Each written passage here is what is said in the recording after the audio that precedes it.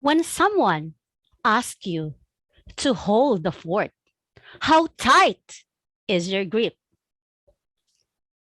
When I had my first job as an ESL teacher, we had a grand event for our international students, but I received my supervisor's call.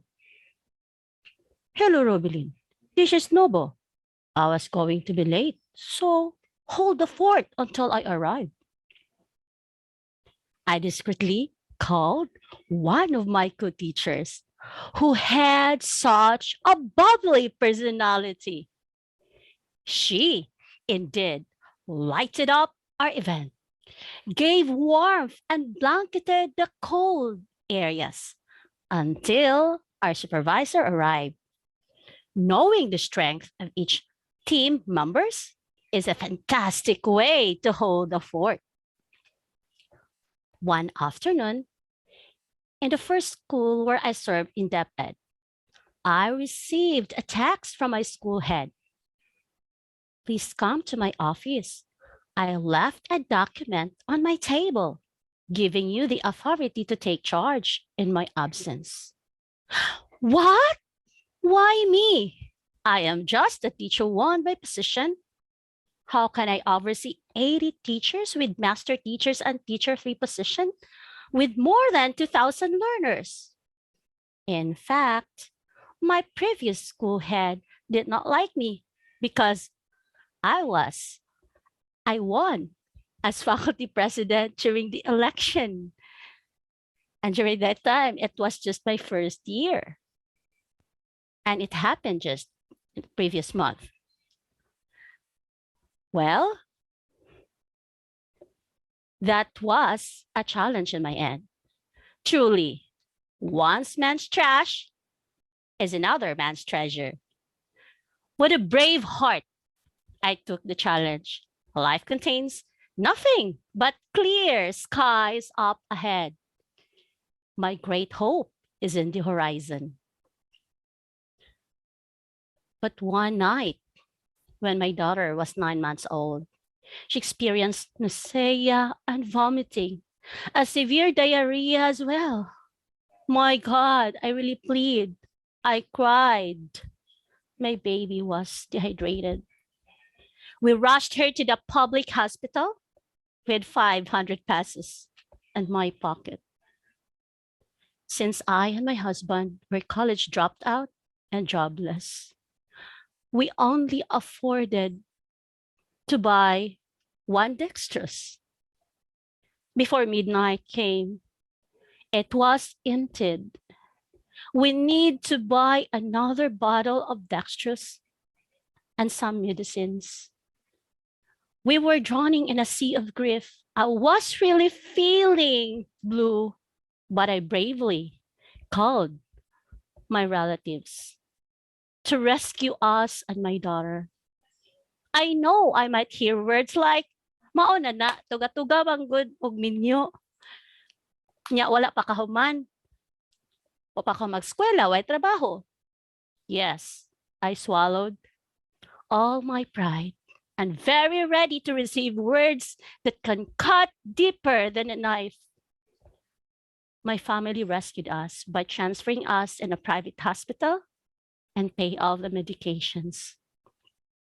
After that event, my husband decided to apply abroad and he became an OFW with a 3-year contract without any vacation, and the means of communication was just a voice call.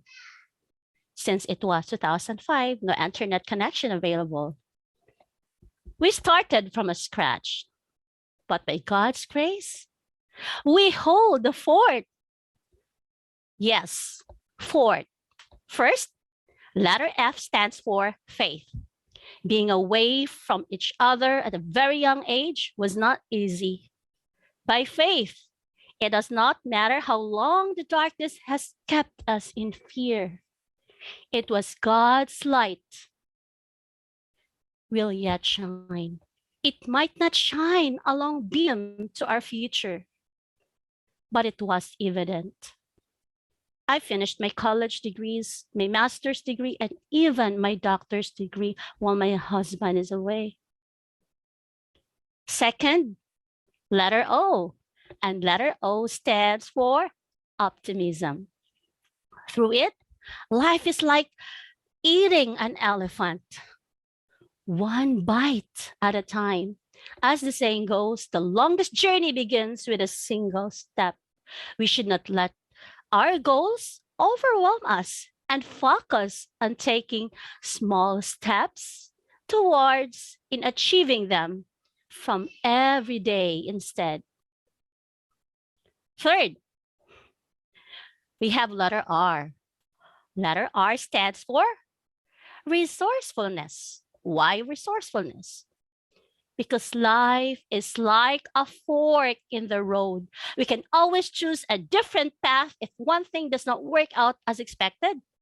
Just because something did not turn out one way does not mean it will not work out. Using a different method. Everyone, have you tried eating lugaw using a fork?